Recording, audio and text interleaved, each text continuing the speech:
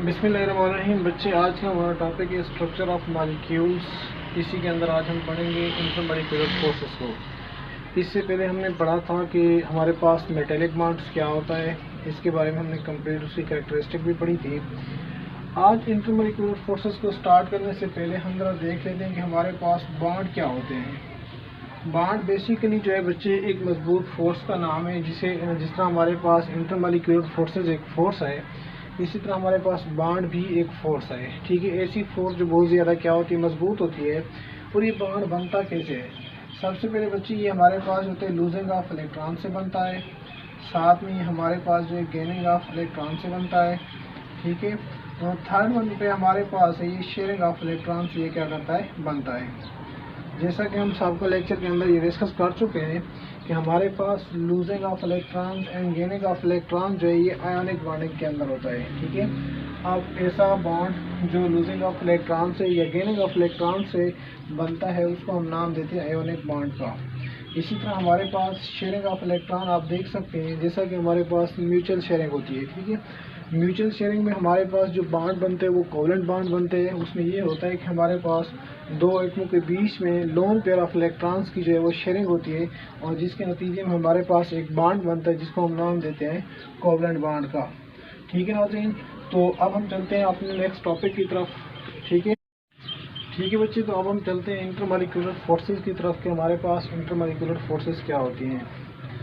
सबसे पहले हम एक एग्जांपल लेते हैं, उसी एग्जांपल से हम इसको डिस्कस करते हैं कि हमारे पास मुख्तलिफ एटम्स के बीच में जो वीक फोर्स क्रिएट होती है उसे हम इंटरमॉलिक्यूलर फोर्स कहते हैं। कैसे इंटरमॉलिक्यूलर फोर्स? अब देखिए हमारे पास एग्जांपल है HCl, ये हाइड्रोक्लोरिक एसिड हमारे पास एक एग्जांपल है। अब आप जानते हैं कि हमारे पास हाइड्रोजन के वैलेंस शेल में 1 इलेक्ट्रॉन होता है और हमारे पास क्लोरीन के वैलेंस शेल में जो है वो 7 इलेक्ट्रॉन होते हैं। इनमें से 3 लोन पेयर ऑफ इलेक्ट्रॉन होते हैं, एक हमारे पास यहाँ पे जो है वो अनपेयर ऑफ इलेक्ट्रॉन्स होता है।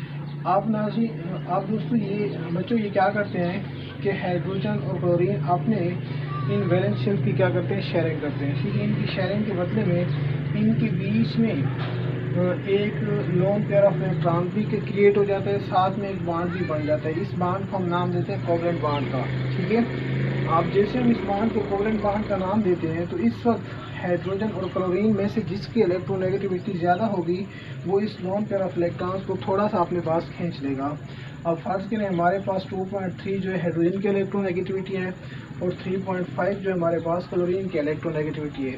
अब क्लोरीन क्या करता है, इलेक्ट्रोनेगेटिविटी ज़्यादा होने की वजह से इस लोन पेयर ऑफ इलेक्ट्रॉन्स को थोड़ा सा अपने पास क्या कर लेता है, खींच लेता है। अब जिसकी lone pair of electron chlorine खींचेगा उस वक्त हाइड्रोजन के ऊपर पार्शियल पॉजिटिव चार्ज आ जाएगा और क्लोरीन के ऊपर जो है पार्शियल नेगेटिव चार्ज आ जाएगा। इसी तरह हम एक और एग्जांपल ले लेते हैं। ठीक है ना, अब देखिए हमारे पास ये एक पोलर बॉन्ड बन गया। आप जानते हैं कि पोलर बॉन्ड जो 2 डिफरेंट टाइप्स ऑफ एटम्स के बीच में बनता है, तो इसी तरह अगर हम एक और पोलर बॉन्ड ले लें, एक मॉलिक्यूल ले लें। अब देखिए हमारे पास ये एक और मॉलिक्यूल है, सेम केस है, सेम कंडीशन, इस तरह का सारा प्रोसेस इसके अंदर भी होगा। यहाँ पे हमारे पास पार्शियल पॉजिटिव चार्ज बनता है और यहाँ पे हमारे पास जो है पार्शियल नेगेटिव चार्ज बनता है। ठीक है, तो अब पार्शियल पॉजिटिव चार्ज यानी एक पोलर बॉन्ड का पार्शियल पॉजिटिव चार्ज, दूसरे पोलर बॉन्ड का पार्शियल नेगेटिव चार्ज, इन दोनों के बीच में एक वीक फोर्स क्रिएट होती है। इस वीक फोर्स को हम नाम देते हैं इंटरमॉलिक्यूलर फोर्सेस का। अब ये इंटरमॉलिक्यूलर फोर्सेस जो होती हैं बहुत ज़्यादा वीक होती हैं, किसकी निस्बत, बॉन्ड की निस्बत। यानी हमें बॉन्ड को तोड़ने के लिए 430 किलो जूल पर मोल एनर्जी दरकार होती है, और इस इंटरमॉलिक्यूलर फोर्स को तोड़ने के लिए हमें 17 किलो जूल पर मोल एनर्जी जो है वो ज़रूरत होती है। अब यहाँ से आप अंदाज़ा लगा सकते हैं कि हमारे पास ये बॉन्ड जो ज़्यादा मजबूत होते हैं, ज़्यादा ताकतवर होते हैं, और इंटरमॉलिक्यूलर फोर्सेस होती हैं ये बहुत ज़्यादा वीक होती हैं।